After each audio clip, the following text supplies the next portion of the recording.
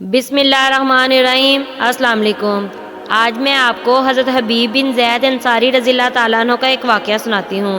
حضرت حبیب بن زید انصاری رضی اللہ تعالیٰ عنہ نے ایک ایسے خوش نصیب گھر میں نشوونما پائی جس کے ہر زاویے میں ایمان کی دل آویز مہک پھیلی ہوئی تھی، اور جس کے ہر ساکن کے دل میں اللہ اور رسول صلی اللہ علیہ وآلہ وسلم کے ہر حکم پر قربان ہو جانے کا جذبہ موزن تھا۔ حضرت حبیب رضی اللہ تعالیٰ عنہ کے والد محترم زید بن عاصم رضی اللہ تعالیٰ عنہ مدینہ منورہ کے مسلمانوں میں ممتاز مقام رکھتے تھے، اور یہ ان 70 خوش نصیب صحابہ رضی اللہ تعالیٰ عنہ میں سے ہیں جو بیعت عقبہ کے وقت موجود تھے۔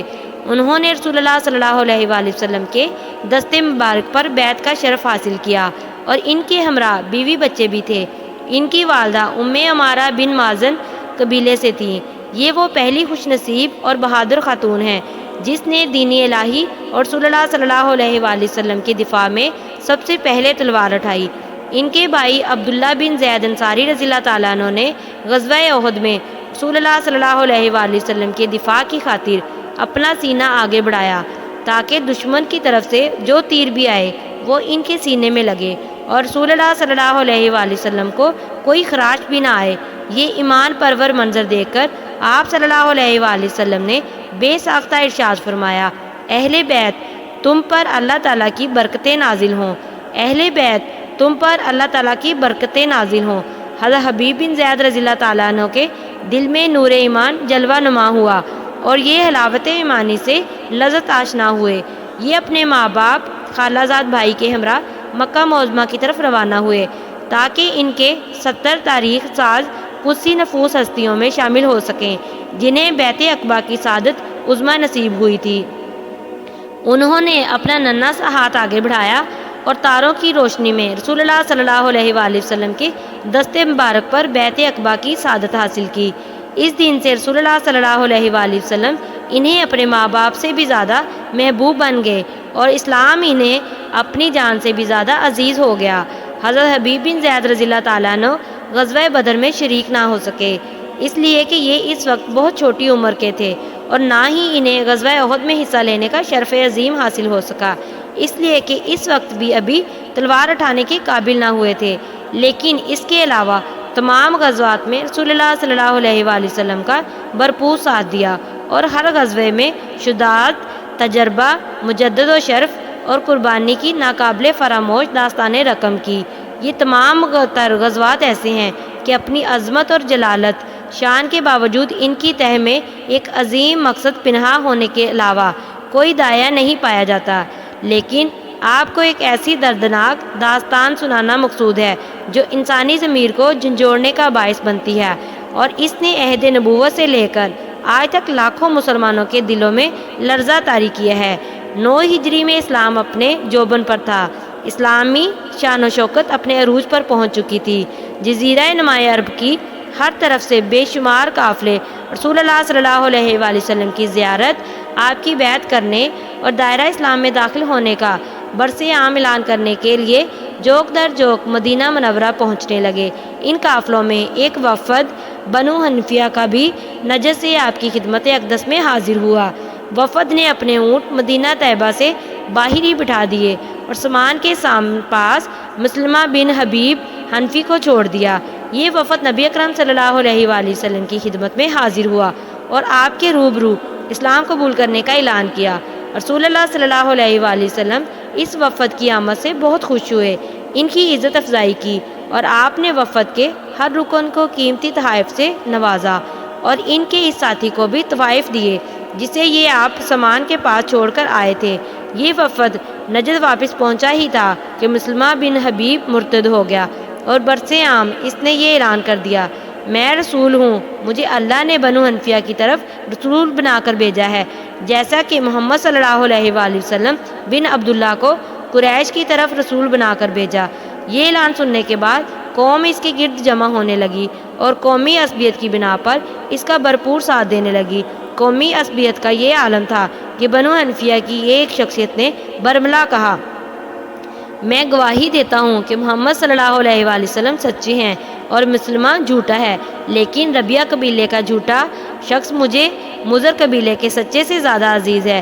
جب مسلمہ کی حیثیت مضبوط ہو گئی اور ماننے والوں کی تعداد زیادہ ہوگی تو اس نے رسول اللہ صلی اللہ علیہ وآلہ وسلم کی طرف ایک خط لکھا جس میں یہ تحریر تھا: مسلمہ رسول اللہ صلی اللہ علیہ وآلہ وسلم سے محمد صلی اللہ علیہ وآلہ وسلم رسول اللہ کی طرف، السلام علیکم، مجھے نبوت و رسالت میں آپ کا شریک کار بنا دیا گیا ہے۔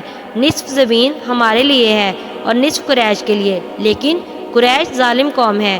یہ خط 2 قاصد کے ذریعے نبی اکرم صلی اللہ علیہ وآلہ وسلم تک پہنچایا۔ جب یہ قاصد خط لے کر رسول اللہ صلی اللہ علیہ وآلہ وسلم کی خدمت میں حاضر ہوئے اور آپ کو یہ خط پڑھ کر سنایا گیا تو آپ نے ان قاصدوں سے پوچھا، تم دونوں کی کیا رائے ہے؟ دونوں نے بیک زبان کہا، اس سلسلے میں ہمارا وہی موقف ہے جو مسلمہ کا ہے۔ آپ نے ان کی بات سن کر ارشاد فرمایا، خدا کی قسم، اگر قاصدوں کے تحفظ کا بین الاقوامی قانون نہ ہوتا تو آج میں تمہاری گردنیں اڑا دیتا۔ پھر آپ نے مسلمہ کی طرف ایک خط لکھا جس میں یہ تحریر تھا: بسم اللہ الرحمن الرحیم، محمد صلی اللہ علیہ وآلہ وسلم رسول اللہ کی جانب سے مسلمہ کذاب کی طرف، سلامتی ہو اس کے لیے جس نے ہدایت کی پیروی کی۔ یہ زمین اللہ کی ہے اور اللہ اپنے بندوں میں سے جسے چاہتا ہے اس کا وارث بنا دیتا ہے، اور انجام اعلیٰ تقوی کے لیے ہے۔ اور انہیں 2 قاصدوں کے ہاتھ یہ خط روانہ کر دیا۔ مسلمہ کذاب کا شر و فساد جب حد سے بڑھ گیا تو رسول اللہ صلی اللہ علیہ وآلہ وسلم نے اسے ایک ایسا خط ارسال کرنے کا ارادہ کیا جس کے ذریعے اسے گمراہی سے روکیں، اور یہ خط لے کر جانے کے لیے ہماری اس داستان کے ہیرو حضرت حبیب بن زید رضی اللہ تعالیٰ عنہ کو منتخب کیا۔ یہ ان دونوں انفان شباب میں تھے اور ایمان ان کے رگ و ریشے میں رچ بس چکا تھا۔ حضرت حبیب بن زید رضی اللہ تعالیٰ عنہ رسول اللہ صلی اللہ علیہ وآلہ وسلم کا حکم پا کر راستے کے نشیب و فراز سے شاداں و فرحاں گزرتے ہوئے نجد کے بلائی علاقے میں دیار بنو حنفیہ میں پہنچے اور یہ خط مسلمہ کے سپرد کیا۔ جو ہی مسلمہ نے یہ خط سنا تو وہ غصے سے لال پیلا ہو گیا اور غرور و نخوت سے اس کا سینہ تن گیا۔ کینہ و بغض، ظلم و تدی اور جور جفا کے آثار اس کے منحوس و مکروہ چہرے سے نمایاں دکھائی دینے لگے، اور اس نے غیظ و غضب سے بے قابو ہو کر حضرت حبیب بن زید رضی اللہ تعالیٰ عنہ کو پابند سلاسل کرنے کا حکم جاری کر دیا، اور دھاڑتے ہوئے یہ کہا کہ کل دن چڑھے اسے میری عدالت میں پیش کیا جائے۔ دوسرے روز مسلمہ نے اپنی محفل جمائی، دائیں بائیں سرکش مریدوں کو بٹھایا، عوام الناس کو بھی دربار میں داخلے کی اجازت دے دی گئی۔ دربار جب لوگوں سے بھر گیا اور تل دھرنے کی جگہ باقی نہ رہی تو اس نے حکم دیا کہ اب حبیب بن زید کو پیش کیا جائے۔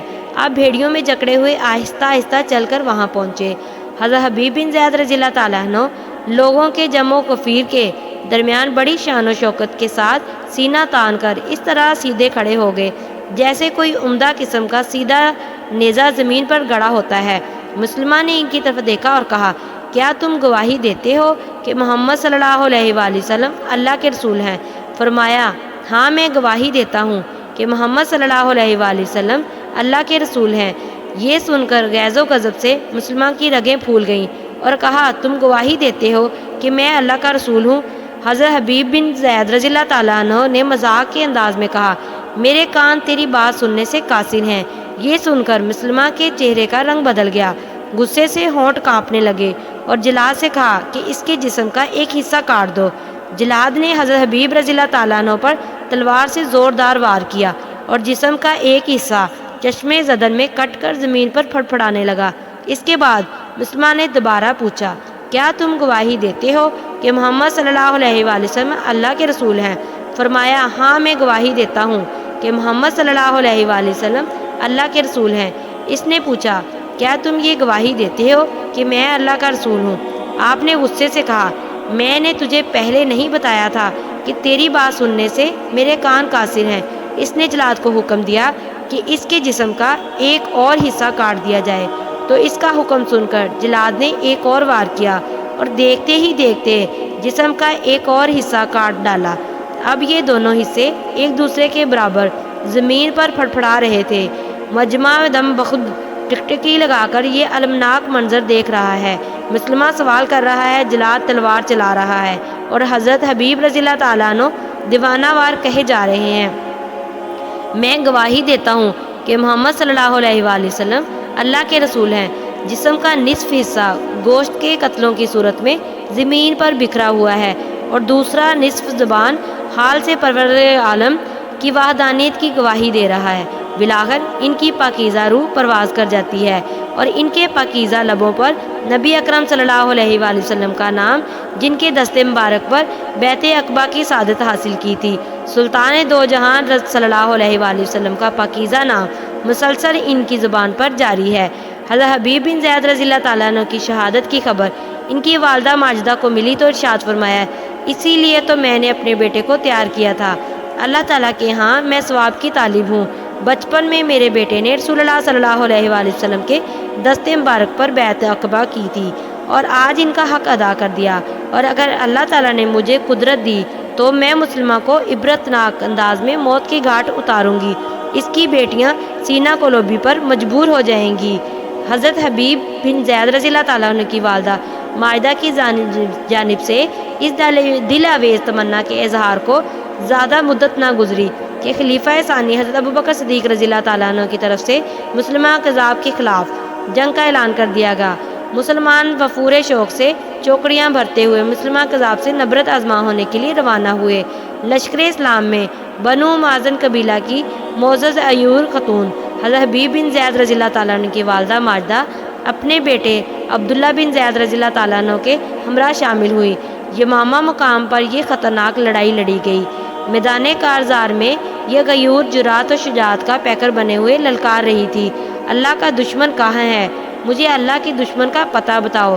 جب وہ اس تک پہنچی تو وہ اندھے منہ زمین پر گرا ہوا تھا اور مسلمانوں کی تلواریں اس کا خون پی رہی تھی۔ اللہ کے دشمن مسلمہ قذاب کا یہ انجام دیکھ کر اس کا دل بہت خوش ہوا، آنکھوں کو ٹھنڈک نصیب ہوئی۔ بھلا دل مسرور کیوں نہ ہوتا، آنکھیں ٹھنڈی کیوں نہ ہوتی؟ اللہ ذوالجلال و اکرام کی قدرت سے دونوں اپنے انجام کو پہنچے، لیکن ایک جنت کو روانہ ہوا اور دوسرا جہنم رسید۔ جزاک اللہ۔